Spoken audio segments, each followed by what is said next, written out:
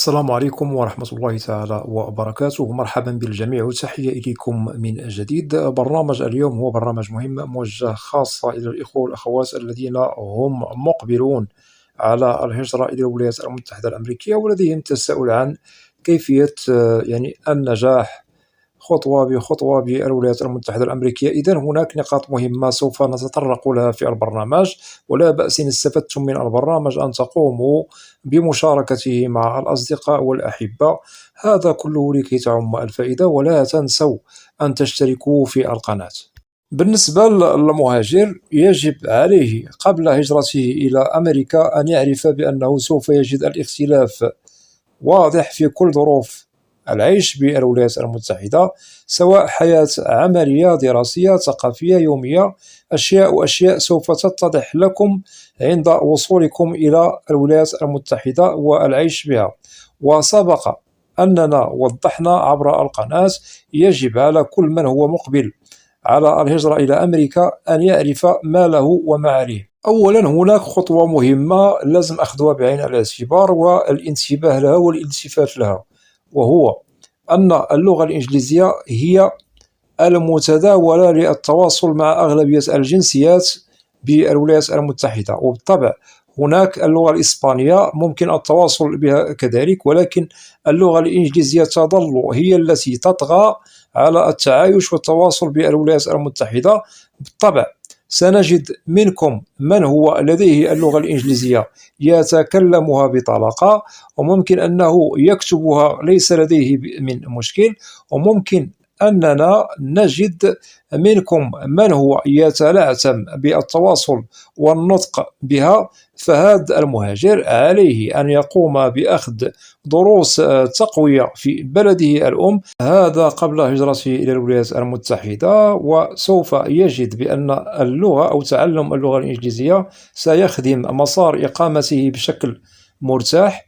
وهناك من منكم ليس لديه صلة باللغة الإنجليزية، أي أنه نعتبره أمي، ليس لديه دراسة بالتواصل بها سواء نطقا وكتابة وتواصلا. إذن هنا ننصح في هذه الحالة أن نغتنم الفرصة بتعلم اللغة الإنجليزية وأخذ دروس تقوية في مدارس مختصة في مجال تعليم اللغة الإنجليزية.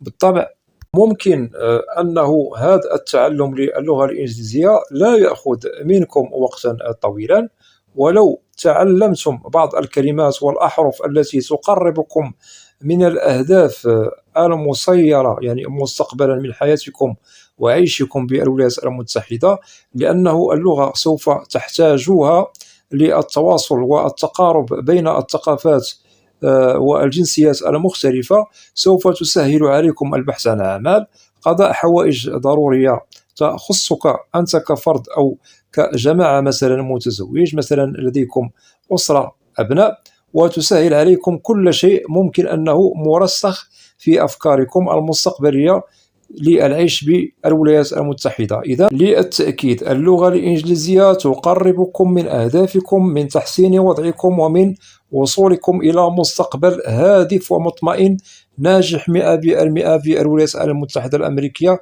وعليكم بتعلمها ولو بأخذ دروس بسيطة. وهذه الدروس البسيطة سوف تخول لكم التواصل بسلاسة وبطريقة مرنة عند احتياجكم بالطبع لها في أرض الواقع بالولايات المتحدة الأمريكية. إذن هذا كنصيحة منكم، لأن خطوات النجاح بالولايات المتحدة تستدعي منكم أن تشتغلوا على هذه الإجراءات الاستباقية التي أوضحها لكم لتعلم اللغة الإنجليزية. ونخص بالذكر الإخوة الذين ليس لديهم يعني معرفة بالتواصل باللغة سواء نطقا أو كتابة أو تواصلا. ننتقل إلى نقاط مهمة تتعلق بالمهاجر.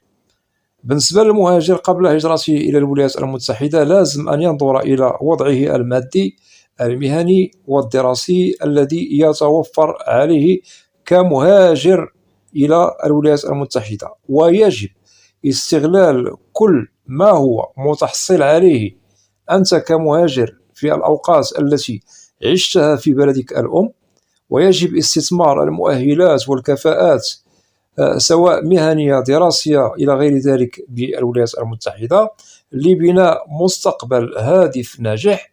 واعلم أخي المهاجر، أختي المهاجرة، بأنه ممكن تطوير حياتكم وذاتكم من الحسن إلى الأحسن، وهذا على مختلف الأصعدة، وسوف تعيشوه مباشرة داخل الولايات المتحدة. وننصح بأخذ زمام الأمور المتعلقة بكل ما هو لديكم من طموح وأهداف تريدون توظيفها على أرض الواقع داخل الولايات المتحدة. وللتأكيد بالنسبة لأمريكا دائما تعطي للمهاجر الحق في تدبير شؤونه بنفسه، كذلك على مختلف الأصعدة، لأنه الاختلاف موجود في المؤهلات والكفاءات المهنية والدراسية بين المهاجرين، وكل مهاجر منكم لديه هدفه في شكل، وتدبير الأمور والأهداف تختلف من مهاجر لآخر على حسب الظروف الاجتماعية، سواء كان هذا المهاجر عازب أو متزوج لديه أبناء أو ليس لديه أبناء. وللتأكيد فرص العمل بالولايات المتحدة هي متوفرة بشكل كبير، لأنه أمريكا تستقطب كما هائلا من المهاجرين على اختلاف أجناسهم. وإذا أردنا أن نقارن الولايات المتحدة الأمريكية ببلدان أخرى فسوف نجدها تستقبل الكم الهائل من المهاجرين على اختلاف أجناسهم. وبالطبع الولايات المتحدة تنقسم إلى 50 ولاية، وكل ولاية سوف نجد مساحتها في شكل، اقتصادها في شكل.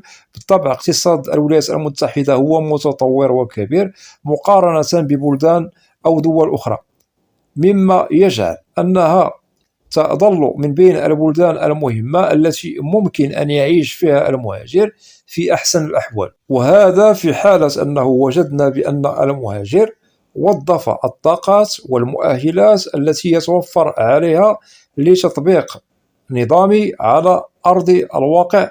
وممكن أن للمهاجر سوف يجد بأنه قد بدأت وضعيته تتحسن شيئا فشيئا مع مرور الوقت داخل الولايات المتحدة، وهذا تصنيفه كمستقبل هادف للمهاجر الذي يريد أن يحسن من وضعه بشكل منظم وبشكل منضبط على جميع الأهداف التي يرغب في تحقيقها عند إقامته بالولايات المتحدة. وهذا ميسر وموجود، وما على المهاجر إلا أن يتوكل على الله، وسوف يجد بأن أموره والحمد لله هي بخير، ليس هناك من مشكل، وممكن أنه يحقق الحلم الأمريكي مستقبلا، وسوف يجد بأن الحلم الأمريكي من نصيبه.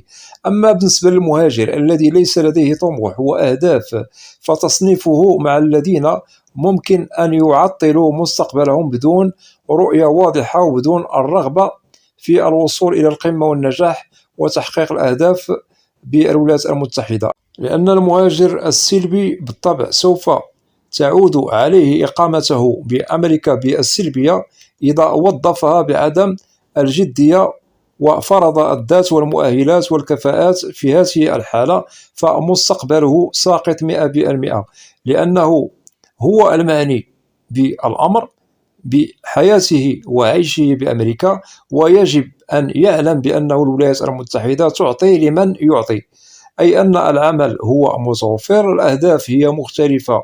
إذن المطلوب من المهاجر فقط التوكل على الله وإلزام نفسه على تدبير شؤونه بجدية وبنظام إذا أراد أن يصل إلى الأهداف المتنوعة والتي هي في المتناول، إذا أراد المهاجر أن يشتغل عليها بجدية وبطموح عالي. أما في حالة لم يوظف المطلوب منه لتغيير يعني الوضعية من الحسن إلى الأحسن فنعتبره قد أضاع عمره في الفراغ بدون جدوى وبدون تحقيق الحلم الأمريكي. وهؤلاء الأمثلة من المهاجرين كلهم نصفهم بأن هجرتهم بالطبع هي قانونية، لديهم إقامة قانونية سواء جرين كارد، ومنهم من هو قد تحصل على الجنسية الأمريكية، والمشكل هم يضيعون وقتهم في التفاهات في الملاهي إلى غير ذلك. وهناك بالطبع مهاجرين سوف نعتبرهم إيجابيين في حياتهم، يشتغلون بالطبع، يفرضون وجودهم، لديهم كفاءات دراسية مهنية إلى غير ذلك، والحمد لله ينجحون وينجحون لأنهم يتبعون مراحل العيش بأمريكا خطوة بخطوة، وبالطبع ليس لديهم الفكرة السلبية في حياتهم.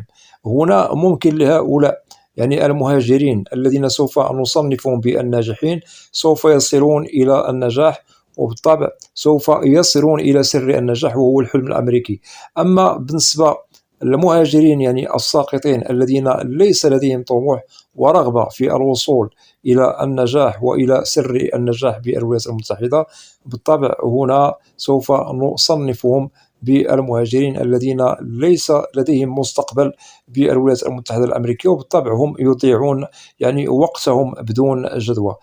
وللتأكيد تدبير الأمور بالولايات المتحدة وشؤون العيش بالولايات المتحدة والحمد لله هي متوفرة، العمل متوفر إذا أردنا نحن أن نشتغل على أنفسنا بالولايات المتحدة، ممكن أننا نصل إلى القمة وإلى النجاح بدون مشكل. وأسرار النجاح هي متعددة وكثيرة، ممكن أن تقوموا بعودة إلى برامج قمت بتنزيلها سابقا عبر القناة وسوف تستفيدون أكثر وأكثر، وأعدكم إن شاء الله بأنني سوف أقوم بتنزيل برامج أخرى لكي تستفيدوا أكثر وأكثر عن سر النجاح بالولايات المتحدة.